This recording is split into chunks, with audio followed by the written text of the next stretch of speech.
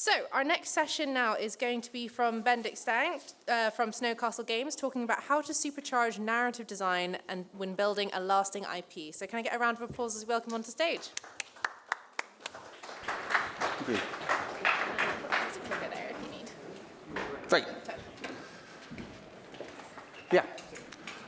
I'm Bendik. I'm a founder of a studio, Snowcastle Games, based in Oslo, Norway. I've been doing this since 2009, so 15 years now. And on the side, I'm doing a PhD for fun. And it's the same reason I'm making games. It's because it's great fun, or it's supposed to be fun at least. Yeah.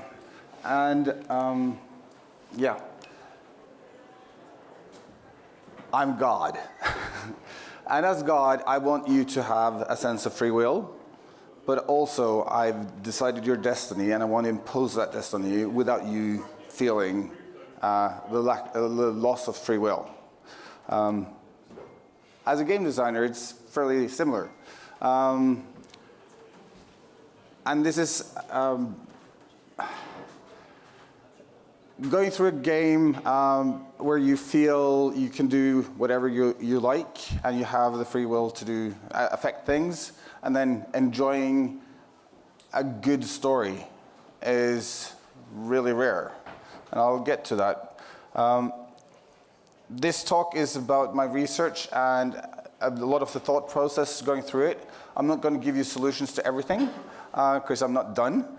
But there's some interesting thoughts that have made a lot of sense to me and helped me develop myself as a game developer and a storyteller.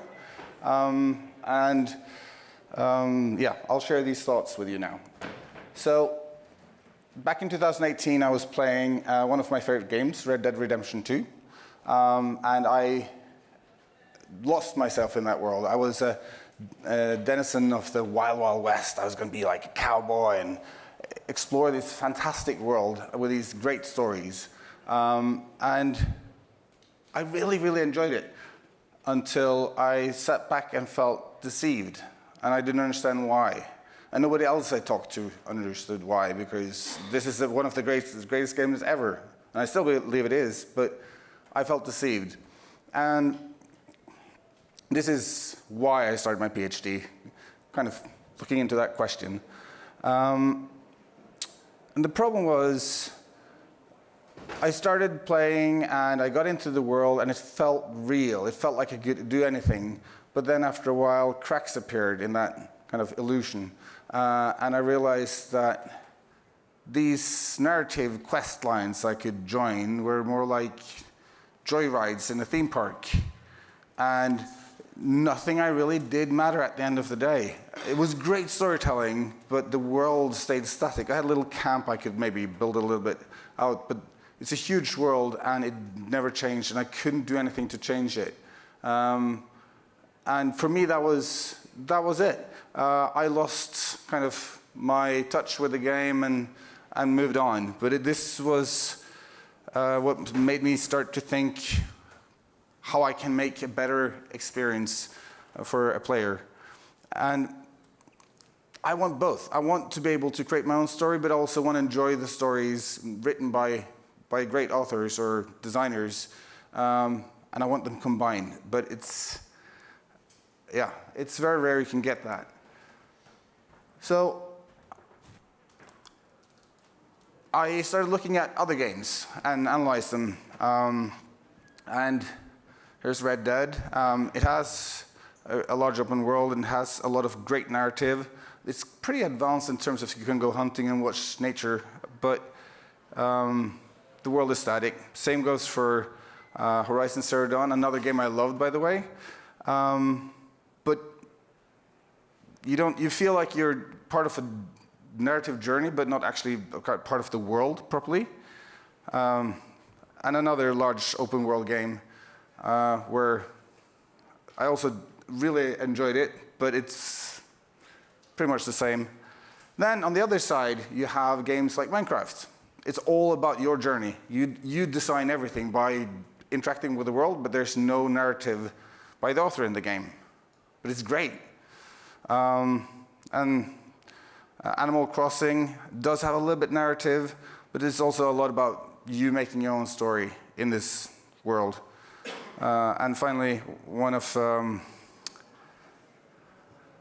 my favorite games that I played a lot with my kids, Animal Crossing. This is more like a life simulator, so it has quite a lot of interactive narrative with the NPCs. It's not very deep necessarily, but you do affect the world. You build your farm, you cut down the trees, and all sorts of things like that. So that has a lot of interesting things. This is a peculiar one for me because it is very linear in a way, although you do walk through a very large landscape. But you do also affect it, and you have other players who can kind of affect things and leave trails or things for you in the game. And that, yeah, it was a bit different from the other ones.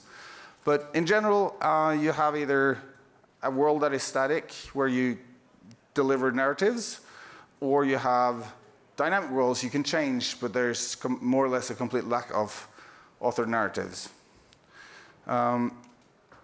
And it's kind of logical when you think about it, because if you design a lot of narrative, you need to be able to deliver that through some mechanic. And if the player can change all the mechanics, then how do you go about delivering your narrative? So I then realized I had two problems to solve to deliver this sense to the player I wanted. And I had to make a world that is dynamic, and I had to figure out a way to apply these stories that I wanted to make in this shifting landscape. And on the first one, we're given tools through the game engines to make static worlds. That's the tools we're given. So unless you make your own engine, like Minecraft, you're pretty stuck with the tools you're given, and then you end up making something that looks pretty, but kind of does the same thing over and over again. And so I need to design a tool or an augmentation to my game engine so that it can change at runtime and it becomes dynamic. That was like a one, and I'm an engineer, so that's the easiest problem for me to fix in a way. And the one I started tackling, while also analyzing various forms of narratives and how I maybe could combine or destructure stories into components that I can then assemble again through various means. But because the worlds are static, the way our engines give us, we tend to develop games that we consume, because back in the days, you would just move to the right, and then you would just run and run and run until you got to the end of the level. And these days, it's kind of the same. You have these big worlds that seem super open, but you typically end up consuming everything there is to do in one part, and then you move on to the next part. And then when that's done, you move on, and so on. So you're still kind of, as a player, consuming the game world. Very seldom do you go back to where you started, and things have changed. So that's another reason, I think, making a dynamic world where you come back and see things changed can add some value that you normally wouldn't see and give you a new, fresh experience. So here's a little teaser trailer for a game we put on pause, but it's the first kind of showcase of the dynamic world system. So here's the desert.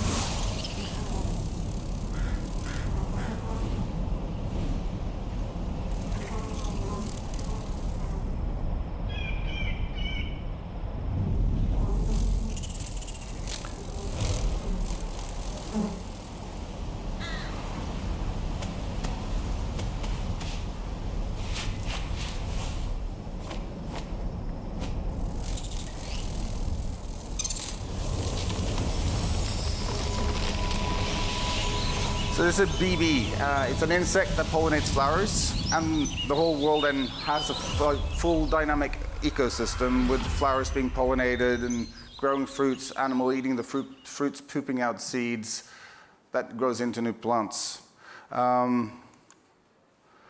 and tackle that one problem. We have a working prototype for this, and then moving on to the other one. But before I do that, it's like, why am I doing this? I'm making games, right? And what's the most important thing in making games? Back when I started this journey in 2018, I had lots of arguments with my lead game designer because gameplay trumps everything. Everything we make in our games, we should focus on supporting the gameplay. And I disagree, because I actually don't make games. I make experiences.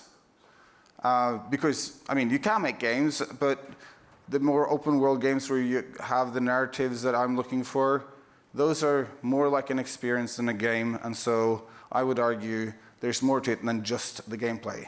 That's the most important thing. And we spend a lot of time arguing this, and using GTA as an example. If you take driving and shooting out of GTA, you would argue, then there's nothing left.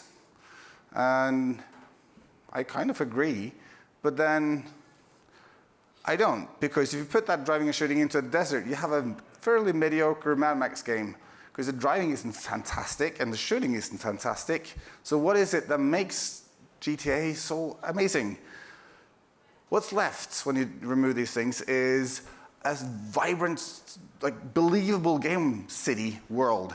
And if you traverse it, you will see things happening. And while you're there, you actually feel like it's almost real, at least to the level that you can really lean into all the stories and the missions you can get. And so, in my mind, I would then argue that the systemic world of the city of GTA is in a way similar to the ecosystem I proposed and I developed in a nature scenario. Because it's systemic. So a systemic world that develops and lives on in the game world, no matter what you do, that's kind of where you can get this feeling that this is real. And so, yes, there's three things now I want to do. I want to make sure that I have good gameplay, because it is important. I want the narrative and I want the game world. And all these three things, they are equally important to me. So the games I looked at, they have a lot of these things, but maybe less on the systemic game world, less focused on that world. And it is a monumental task to make like this everything perfect game with a systemic world, because although this is, for me, like the perfect game, but making that systemic game world requires so much. And I managed to do this part. I haven't started thinking about that part. But yeah, that's absolutely my dream scenario, is to make a game like this, and even play a game. So hoping someone else in here might get inspired and make some games like this. And so yeah, back to the initial statement. I want the players to be able to make their own stories, and I want to make my stories applicable in that scenario. So, yes, any questions?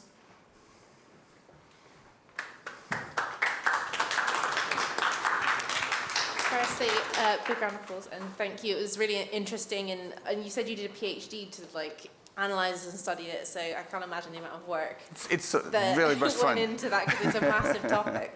I guess if there are any questions from your audience, please raise your hand. But in the meantime, I just thought I'd ask. So in terms of, like, as a developer, I feel like, you know, this is something which you might need like decades worth of experience before you can implement it. But is this something which is accessible to start implementing as like a new developer to experiment with at all? So, because I can't patent it, I'm keeping it quiet until we've deployed at least one game with it. Yeah. But it's a lot of work, and we have a prototype. I haven't made a game with it. So it's going to be a lot of extra work to add this world that is different, but I also believe it's worth it, because it will feel very different from the other games. Amazing. And the title you shared earlier, which I think the production you said was paused for now. Are you able to tell us anything more about that, or just the experience of it? Because it looked very wholesome and sweet, and I'm just really interested. Yeah, no, I think I'll have to keep that quiet for now. But hopefully this year I'll be able to talk more about it. Amazing. All right, we've got a couple questions from the audience. We'll start there and then we'll work our way over. Hi, thank you for the talk. I was wondering if there are any narratives that you feel lend themselves more to a game where you've created a sort of custom modified game engine, or is it something that any narrative can benefit from? I think pretty much any narrative could be deployed into a dynamic world, but I have yet to prove it. I've been looking at the morphology of folk tales, where you have different characters with very specific not rules, but jobs or purposes in the story, and it doesn't really matter if it's person A or B, as long as they fulfill that role. So if you choose to kill half the characters in the game world, I can still kind of use some of the other ones to tell the story. How existentially terrifying. Exactly. We've got time for one more. I believe there was a lady over on the left. Thank you. Thank you. So 2 things. First of all, where can we find your PhD? No, it's not done yet. Do you have any of your work available? It's a really cool topic and I'd love to read more about it. And then the second question is, we have seen a lot of discussion in systematic environments, systematic animal behavior. Could you elaborate a bit more on systematic cultures, however, since you mentioned it on the graph? So that would be simulating human behavior. I haven't done this yet, but I heard of somebody adding some of this new AI to a city of NPCs, and they would start interacting with each other. And one of them was supposed to run for mayor and started pitching to the other citizens in this virtual simulation. And so something like that seems very plausible, and I would go about it probably something like that. But yes, it's outside my scope of research. Thank you. Amazing. And can we get another round of applause? Thank you so much. Thank you.